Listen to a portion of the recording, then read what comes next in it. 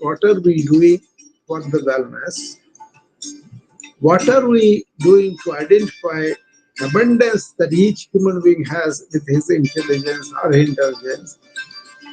That is not being touched by people because people are on the run for things to make a living or whatever. This is okay, but once you really find your own inner abundance, then you won't have this drive or kind of greed and all those things. So you are much more peaceful, happy, and joyful, and then do the work.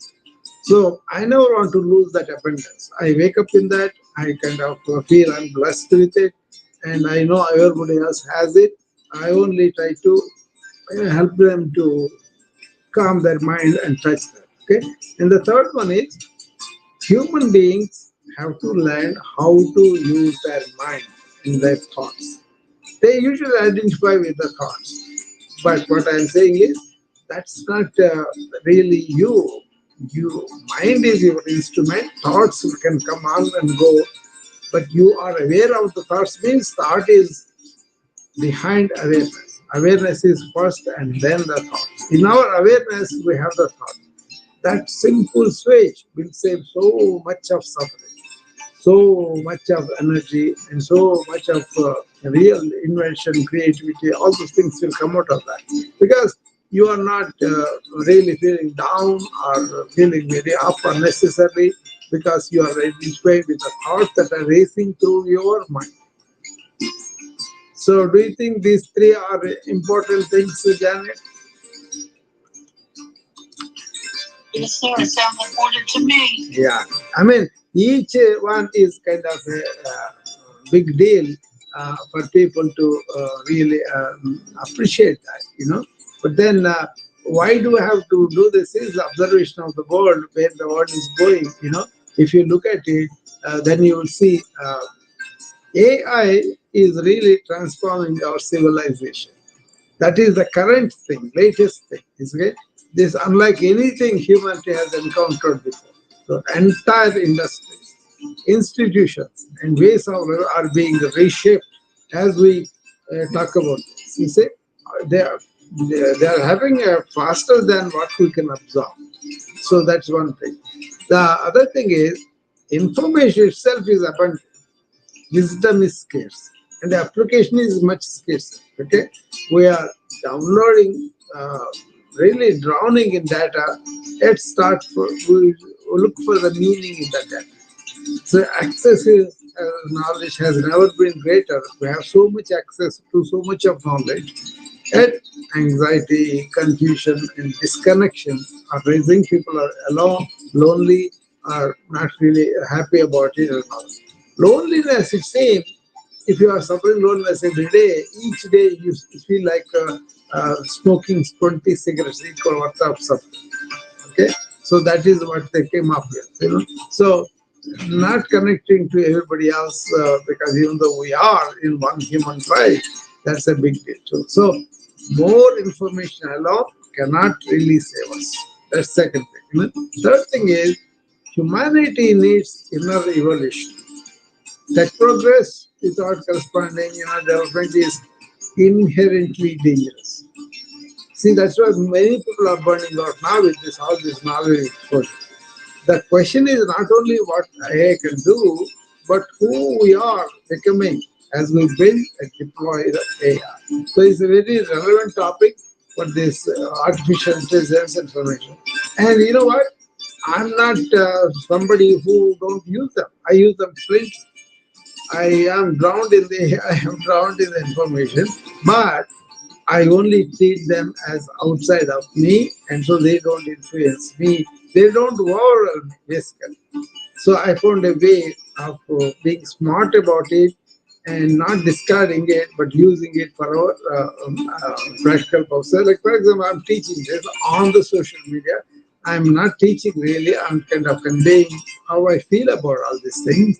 And with the hope, somebody will have an idea about how to use AI and how to use the uh, knowledge explosion and all this information for our benefit, for improving our joy and wellness and longevity and all. Okay. So that's why this is very important for us to understand that. Okay, as we see this, you will see the three paths I selected is more like a important grasping vast fields of our existence. So these three principles, they are not abstract ideas. See, they are orientations which is practical for physicians, leaders, educators, and citizens can rise to meet the extraordinary movement with wisdom, compassion, and clarity. So they are more like a orientations, practical orientation. Hallmark one wellness for the world.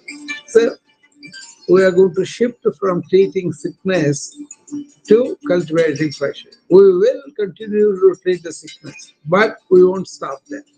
But then we cultivate how can we make this person not a sick person, recover faster, and get on into flourishing with all the whatever capacity they have, whatever Janet has, how much physical strength she can gain, how her mental status, psychological inklings are preventing her from that, and then address that by herself, and then find out I can really improve myself by increment. I don't do everything all of a sudden, but I can reverse the habits that were embedded in me by my lifestyle.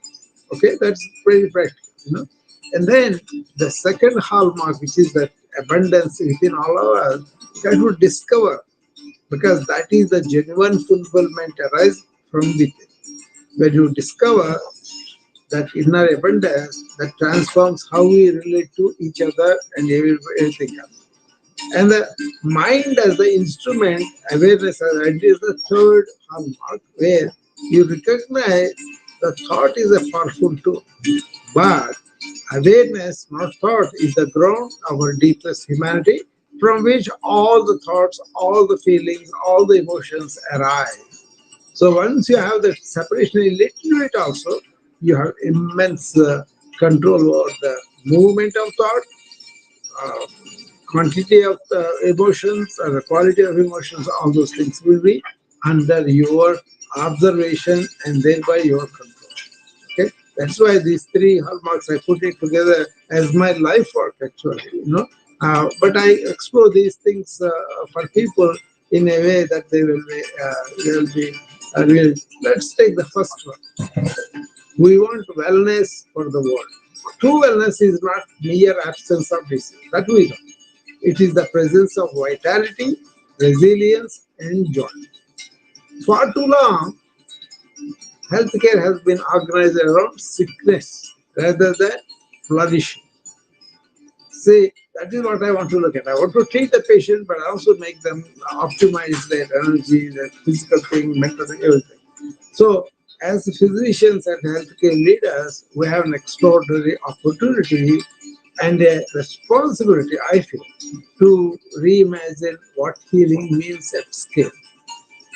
Okay, so prevent before disease, intervene upstream in lifestyle, in environment, and mindset long before illness takes root, and cultivate vitality. Move beyond symptom management toward building genuine energy, resilience, and inner joy. And healthcare becomes wellness care. That's what I want to look at. Reorient systems, incentives, and training around helping people thrive, not merely survive. See, that is my aim. Thrive, not merely survive. Okay, when you do that, people will be really happy that they have done that. Okay, so as we look at these three challenges, the first one we talked about the wellness of the world is about prevention, is about cultivating vitality, and then healthcare becomes wellness care. So all the hospitals and everybody else will look at that. Then they will be able to understand. Okay, this is what we are doing. Sicker only, but then we'll put some time aside for paying attention to. So you can talk to your doctor, Janet, for example. One of my friends who is about wellness oriented health systems, he's always asking his patients to uh, prevent and do stuff that will improve your lifestyles and wellness. Are you wellness oriented, or are you, what are you doing for wellness? Not in a confrontational way, but it's more like a way that he could understand that's a need for the entire society, and that is something that you why you want to do that. Okay, once they understand, they will cooperate with you. Okay, the second one, see, we cannot ignore such a challenge in life: burnout, lifestyle disease, loneliness, information overload, and then climate stress. All these things are reality that's happening. You see, before wellness can flourish, we must honestly name the forces working against it. What are the forces? These forces are not personal failures; they are systemic, and civilization pressures demand urgent collective action. Because they're civilizational, we need to do that together. So we have to work on the physician who is burning out. So a burned out physician cannot fully serve. Wellness must begin with those who deliver care, right? So that's what applies to me. I have to be well before I can serve you, right? And then lifestyles. Chronic illness is driven by stress, poor nutrition, and sedentary living now that consumes the majority of healthcare resources, yet remains largely preventable. You can do that. You can deal with the stress, you can deal with the poor nutrition and sedentary living, right? And then loneliness, social disconnection has reached epidemic proportions with the measurable effects on mortality equal to smoking. We are more connected digitally and more isolated humanly than ever before. That's what is going on. Okay? And then information overload, the current of data, medical, social, political, they overwhelm our capacity. You know, uh, they really overwhelm our discernment, fueling anxiety and decision fatigue rather than clarity and confidence. More and more information doesn't mean we have clarity. Clarity is we have purpose and we want relevant information, science or whatever, And then climate stress, that is something preventing our wellness, right? So understand that, and then you will be able to look at these things very clearly in your life, and then start taking action according to the knowledge you have. A lot of people have a lot of knowledge, but applying is the problem, right? People don't apply it. So these challenges we cannot ignore, and we have to take care of them to be well. And then the important thing for any human being is what is this inward self-realization? What is this inner abundance? Ancients talked about it, and they made it the main thing. They did not make uh, just surviving or making a living and then enjoying some comforts and everything. That is there at one stage, but the later stage of the middle age and next stage they went for what is a human being, what does he have inside that I should really realize, and then that abundance can. So civilization is built on a quite but powerful assumption that fulfillment comes from acquiring more. That's what we think: more achievement, more status, more pleasures, more experience. And the evidence from medicine, psychology, and the contemporary tradition converge on a different truth. Genuine fulfillment is not found through accumulation. It is discovered through attention, presence, and inner practice. This is not a call to renounce the world. It's an invitation to transform our relationship with it. See, when we are inwardly identified with that fullness, service flows naturally. We give not from a depletion or trying to get something or obligation, but from genuine abundance. Once you have that, this shift from scarcity to sufficiency is one of the most profound contributions any individual can offer society. Okay, that's the important thing that you want to understand. Okay, these discover that fulfillment is found within and not purchased or achieved. See how the whole thing changes then. Then practice freedom from the endless cycle of acquisition and compassion. Just the freedom. And then let service flow from your inner fullness. That is what I am blessed with. I flow from my inner fullness rather than inner emptiness. There is no emptiness, there is a fullness. But everybody has. That is the key. No, it's not like only special people. Some people may have the opportunity to do it and then they do it, but everybody has the capacity. Like for example, you are able to feel hunger and eat. Like that, you have this inner uh, intelligence of humanity that works for you. You know, if you can only do that. You know? So understand that, then you'll be able to really be there. Okay. So this is an important point. This is called self-realization in ancient tradition, and that self-realization is something that you want to realize because it's already there. Okay. Once you understand that, then you will be able to realize that, and then you feel that. Okay. So it's an important thing that you want to understand. Right? So these three are most important, and then now we will come to the third one, which is very very important because we have power, we are sure we can maybe think very very much deep and all that, but you don't have control of it. That is the manifestation I see in majority of the illness. People don't realize majority of their problems arise in their mind. Okay, so the human race is one of the most extraordinary instruments in the known universe. Through careful thought, analysis, and reasoning, we have mapped the genome, designed life-saving medicines, and built technologies that span continents. This capacity for rational thought is genuinely magnificent, and it must be honored, right? But there is a subtle and consequential error many of us make.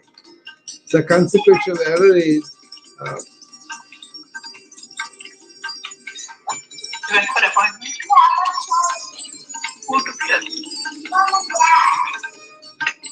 Mommy and daddy.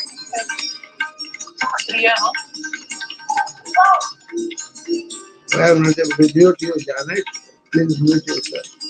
Okay, now it is okay. So, but there is a subtle and consequential error many of us make. What we do is we identify with our thoughts.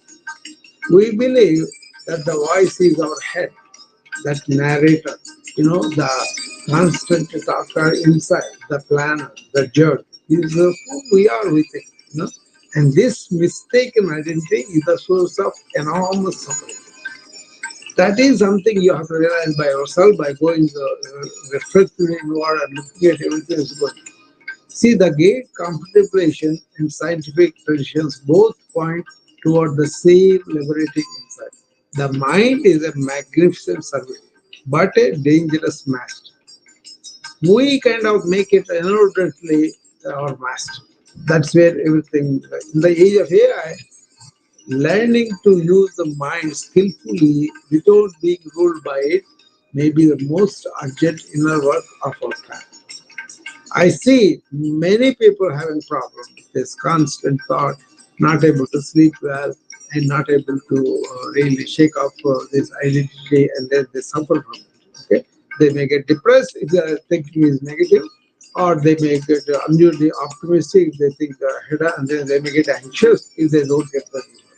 Okay, that's what is going on, right? So that's something that we are seeing with many people. Okay, and then you got to really realize human beings are aware. They are aware of their thoughts, aware of their emotions, aware of their whatever is happening inside their mind, right? But that awareness is our real identity. You identify with that and then watch the thoughts as they come and go and use the thought when you need practically, otherwise let it go. See, this is the ceaseless activity of thought is there, right? Beneath the planning, the worrying, the remembering, there is a silent, ever-present awareness. That is the one. This is not a mystical fact. It's a direct, observable fact available to anyone who wants to pause and look inward with honest attention. If your silent awareness is ever present, attention reveals intelligence beyond condition. But when you are only thought, you are vulnerable for condition. Somebody else's opinion, somebody else's saying everything you take and then you act it out. And it is a living tradition. See, that attention is important, awareness is our real nature, is articulated in the teachings of Ramana Maharshi, or Jiddu Krishnamurti, and the Bhagavad Gita, and all these things that I kind of spend time with. They show me repeatedly that you are the awareness. And you, awareness, aware of the thought. So go and see who you really are and stay. See, this is increasingly supported by modern contemplative neuroscience. Okay, so that's where the institutes are very important to understand what is awareness, why I'm not really staying, why I'm getting out of it. Okay, so once you understand mind and then see its a clear role, big burden is off your shoulder. And you are going to use the sharpness of the mind, memory of the mind, imagination of the mind. That's all fine. Only thing you don't do is you don't want to identify with your thoughts and mind, because you are aware that under the thoughts and all that I am aware. That awareness beyond thought is the fundamental thing that we should be working on as human beings with our human intelligence. Okay? Once you understand that, then you will be able to uh, really live free of that chattering mind, free of that. But at the same time, use the thought whenever you need it for practical. It is a psychological thought. What we think about ourselves, that is not true. Okay, so how can you see this clearly? When you want to see something clearly, you don't want to bring the burden of the past or the future. Then that seeing clearly itself is the transformative act. See, we typically believe that transformation requires effort, willpower, or the right technique. But the deepest change in human life comes not from trying harder, it comes from seeing more clearly. See, when we perceive a situation, a relationship, or ourselves without the wall of past conditioning and future anxiety, something remarkable happens. Right action arises spontaneously. We do not need to force it. Clarity itself is the medicine. I see the healthcare system is more about responding, reacting to the illness. That means they allowed the illness to grow. They allowed all the factors that can be prevented or not prevented, and we are allowed to eat the bad food and not to work and all those things. And then that's why we're becoming sick again, right? So I can see that clearly. Then I will say, okay, let me focus on the primary. What are you doing with your lifestyles? What are you managing your mind and heart in all these things? Then when you do them, you don't have to necessarily get sick, or even if you get sick, you will bounce back very quickly. Okay, so this clarity of seeing and doing things, this is the gift that awareness offers to medicine, leadership, and every dimension of human life. See, in this age of AI, when so much will be automated, the capacity to see clearly and act wisely may be the most distinctly human contribution of all. So wherever you go, like I try to help a factory or a corporation for leadership, right? So first thing I want to say is, are they clear? Are they run by their own thoughts and conditioning and training that they had before?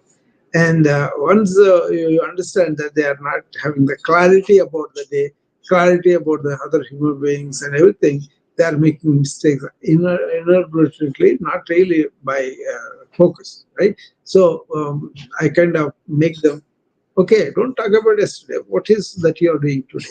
What is happening now? Tell me that. So they usually come, oh, that person behave like that, all that.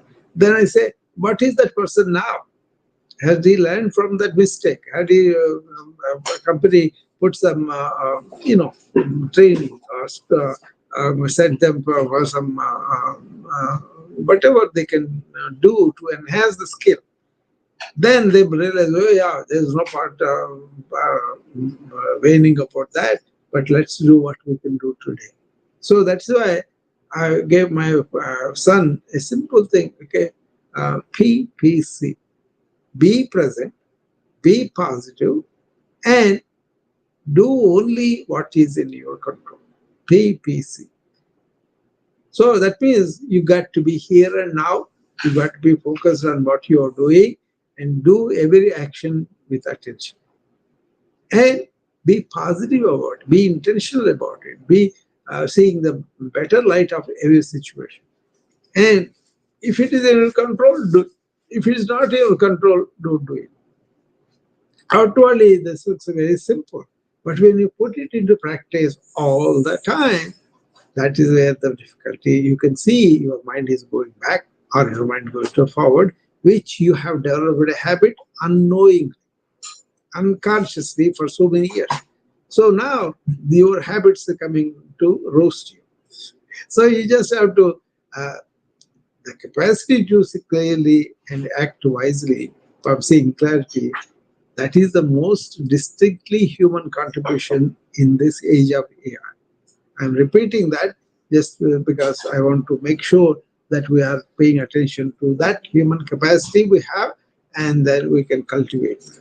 Okay, just by observing that we are not doing it or somebody told us completely differently, then it becomes so much. Okay, so this is an important thing to understand these three. Uh, uh, any questions or anything that's not clear?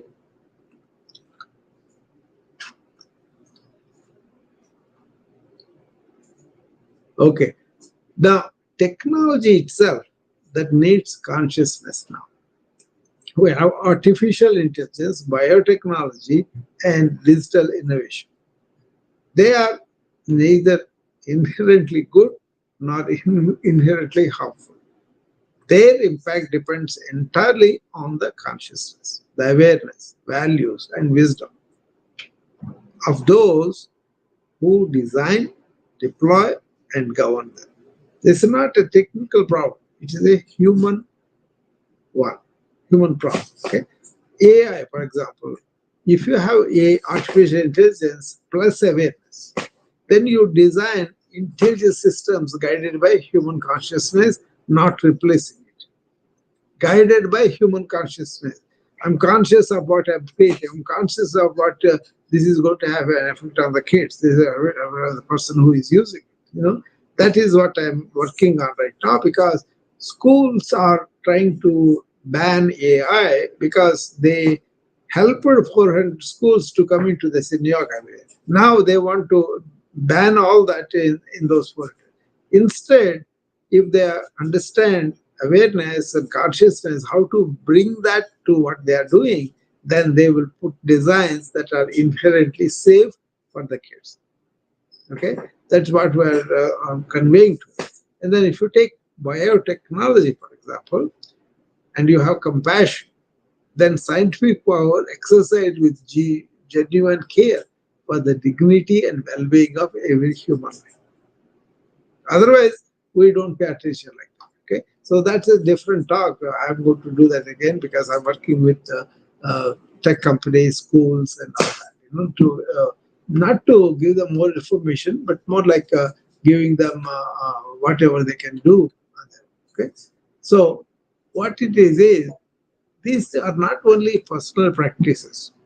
Okay, they are blueprints for transforming the institution that shape human life. Medicine, education, and leadership are all ready for a deeper reimagining. Medicine reimagines how that will be move beyond treating disease to cultivating wellness. Cultivating, not just telling them something, but to be cultivating wellness in our healers, in our hospitals, in our clinics, in our society and all. And beyond wellness, also awaken to the full potential of the human being.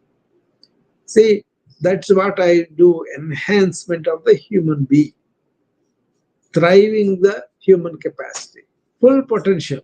awakening the full potential, intelligence. So, a medicine that asks who is this person is going to become after this. Education reimagine teach attention alongside the algebra. Attention teach self-understanding alongside science. Understand yourself, how your mind works, how your heart works. Prepare young people not only for livelihood, that's fine, they can learn skills to have that, but that's not enough. But for life, to understand its full depth and complexity. Okay, this is like a preparing youngsters for the universe, not just for the university. That's our saying. Okay? And then leadership itself can be reimagined. Healthy leaders create healthy cultures. Okay, healthy leaders are always creating healthy culture. When those in positions of influence embody service before status, that is servant leadership. So they have to have a purpose before profit, and entire organization will transform. Listen to what I said. When those in positions of influence, that is the leaders, embody service, that means service before status. They are not important, their status is not important. So how much service they can provide to the customers who are serving. And having a purpose of having an impact over profits. Many people just go by the profit only, but they end up empty. So if you can do this service and also purposeful behavior, then you will transform entire organizations. So these are the reimagining of our institutions mean medicine, education, and leadership. I mean, each one is a lecture by itself, but I just want to introduce you what I mean by this. So once we have that, then we will be able to understand what we are doing. Okay. So my life's compass. See, these three hallmarks are not a framework I wrote it through literature review. Okay. They have emerged through decades of clinical practice, personal inquiry, self-inquiry, and the privilege of accompanying patients through the full arc of human experience. I've seen kids, I've seen middle-aged young people, and healing older people, and saw people who are dying, and then also help prepare the loved ones with the grief and all that. Okay, so they are the orientations that had guided me when way forward was really not clear. And even now they continue to do so. But I look for the clarity in the situation, and that clarity provides me how to go forward. Wellness for the world is a need, right? Say every clinical counter, every research question, every policy conversation, they are filtered through this question whenever I do it. Does this genuinely support human flourishing?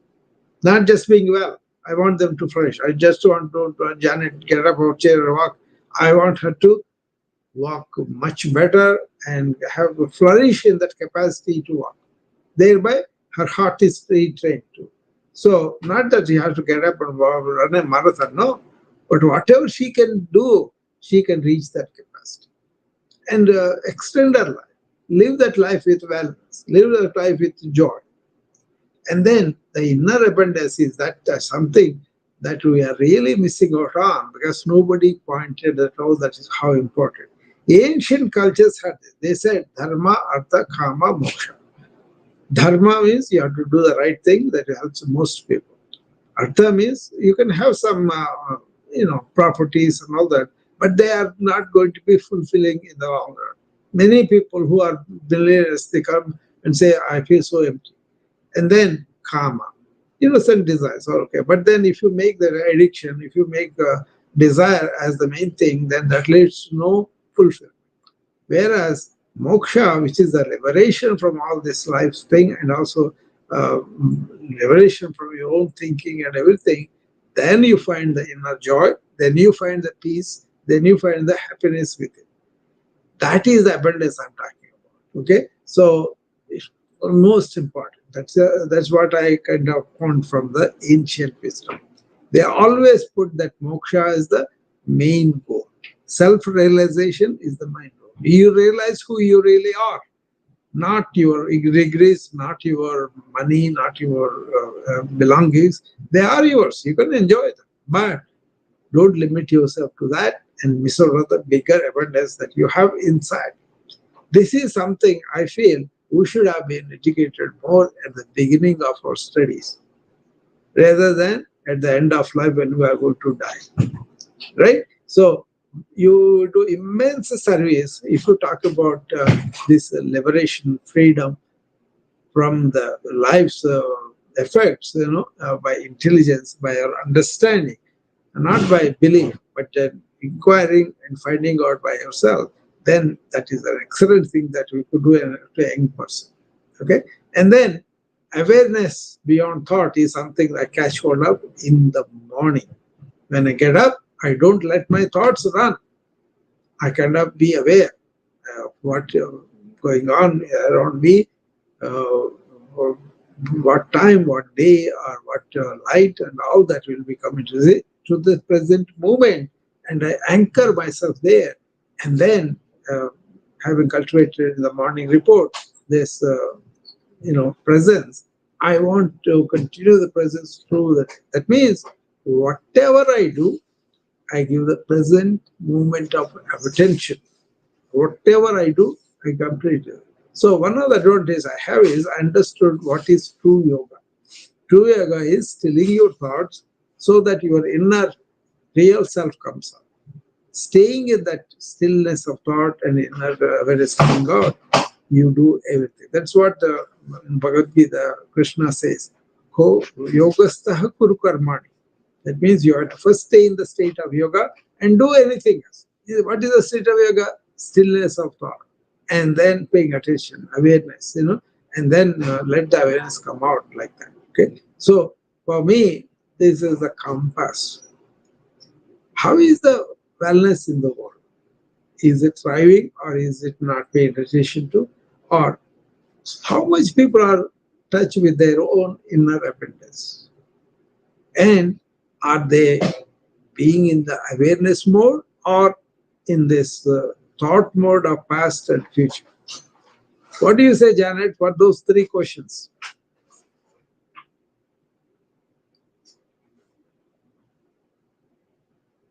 Well, speaking for myself, I'm not. I have diseases in my body. Yeah. But I am as well as I can be with what I have to work with. Yeah. And I am trying to do things to improve so that I am able to be self-aware. Because when you're in pain and it's hard to think about being self-aware, and Yeah, perfectly all right. Because if you are suffering, my first job is to reduce the suffering. Right? Not allow you to suffer and then imagine something there. No. Actually, when you are in suffering, that's an obstacle to realize who you are. But if you come with that, with a realization that you are not that suffering, then you can see the suffering apart from you. See? Then what happens is, because you are aware of what you are, what is your inner consciousness and everything is, you can observe thoughts that give you problem or symptoms in the heart. But then you understand what is the disease that is unchecked, that is not allowed to get better, is causing me pain. Right? So your awareness of the suffering makes you work on that and go and see what is that you did not do that is good, that you can start practicing. Suppose you are eating something bad and your diabetes is out of control. You can easily control that. Right? Suppose you are thinking, I have this diabetes and this diabetes is going to kill me. You are letting the disease dominate you. On the other hand, okay, I have disease, but I'm not the disease. Then you can act on the disease and get better. So this is not to expect people to be perfect, Janet. This is just to check their orientations. I'm worried about the wellness of the world. I kind of touch with my own inner abundance, and I am aware of my thoughts. That did not come just like that. It came with lots of years of practice. So I take people along with that, and then they catch up and they do it by themselves. Like for example, your mind is relatively calm than when we met, right? Yes. So that's because in the morning routine we say we're going to pay attention to the chatter now, and we're going to prevent. People don't pay attention to this as much as I'm inviting them, but they can be done by anybody. My job is to tell them what my experience was and then let them go and investigate on them, learn, and then apply them. That's what I'm trying to do here. This is each one I'm talking about takes a lot of time for anybody to go into the depth and then see what they are doing with it. But that's not the idea. That's, you don't have to be perfect. You know what you have to be is what he is talking about. Is this really happening in our life or not? Certainly, you cannot deny that wellness is not attended to as much as we should in individual life or in the clinic or hospital. They are all occupied with illness. Illness. I say go and continue to do it, but don't limit yourself to that. Allot some time to say, how can I do some preventive measures with this patient? How can I tell the patient to lead a life where they are more aware of what's going on with them and then control them? Many patients I directed when I was practicing, they were not aware of how their blood counts are before they came to me. They said, "Doctor, you have to take care of us." you know. But I said, no, no, you got to know where your diabetes is, where your hyperlipidemia is, where your exercise capacity is, and all. And I gave them so much homework. Initially, they thought, oh, he's doing too much for us, just give us the medication. But once they understood and they followed it and then implemented their own wellness behaviors, they noticed something. They were not going to the emergency room as much as before, or they were not admitted to the hospital as much before. And they were having vital energy with which they are enjoying their work or relationship, whatever they are doing. Right?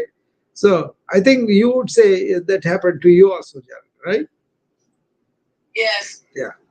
So that's all. That's all we're saying, because I am inviting people to be more self-responsible for their health and wellness. Right. I want them to be responsible for their lifestyles. I want them to be responsible about thriving beyond the illnesses, not just going on with. For you, for example, Janet, I don't want you to be uh, getting old and feeble and all that. I want you to be aged properly, but aged with intelligence, so that you are not weak and feeble. You are vital, and that you are joyful in your life. That is thriving I'm talking about. I feel like I'm thriving. Yes, yes, you I are. really do. Yeah, I do. yeah, you are doing. That's what I'm finding out. Because once you are thriving, then the life is beautiful. Yes. So these are the invitations to people to see this presentation, not a conclusion. It's an opening. See, the harms come alive not through understanding them intellectually, that is there, but through living them. So I put these three questions to not as puzzles to solve, but as inquiries to carry with you. Okay, write them down, Janet. You may be doing all it, not in your practice, your leadership, and your life. Okay, but they commit these things on wellness. How will you contribute to humanity's wellness, not just your wellness? Okay. Uh, Suppose if you're a doctor, not only as a practitioner or administrator, but as a human being in every relationship and every choice you make. This can be done by doctors, this can be done by ordinary people, everybody. How will I contribute to humanity's wellness? That is the first question. Okay. And the second question is, what is the true inner abundance for you at this time? Do you feel optimistic? Do you feel control of the thoughts? Do you feel really vital in your emotions and then love and compassion, affection, all that, then inner abundance can be touched. And then they say, what is the true abundance for me right now? Find that out and then converse with me, and then you can go on that. We'll do a workshop on these things too. And the third thing is, who are you beyond thought? Where do these thoughts come from? What is the ground in which all the thoughts arise? If you set aside the roles, the titles, the story, what remains? That which remains may be the most important discovery of your life, awareness. Okay, so that is the invitation to you, and hopefully that made some sense what I talked about. Yes, sir, it did. Yeah. So Make good sense. yeah, say closing offering is seeing clearly is itself the action. See, we live in an age of extraordinary capability. The tools available to medicine, science, and human civilization have never been more powerful. And yet, the most consequential question of this movement may not be technological at all. It may be this: can we grow wise as quickly as we grow capable? Wise or capable?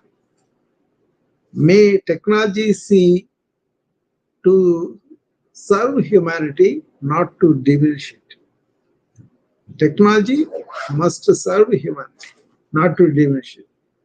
Awareness guide every action, not merely optimize. May each of us carry these three hallmarks as a living compass toward wellness, toward inner abundance, toward awareness that hold it all with grace. That is my statement. May each of us carry these three hallmarks as a living compass toward wellness, toward inner abundance, and toward the awareness that holds it all together with grace. It's not that just because we carry these hallmarks, we are great people beyond other people. No, we are really thriving at the highest human being level that we could be. Doesn't mean that you'll have ego from it. Actually, you transcend ego because of this. Ego is made by the thought, built on thought. But once you are aware of it, it dissolves completely. That's why all the spiritual transformations focus on the dissolving ego by understanding all this and reflecting on ourselves inside, and then asking questions and finding out where we are.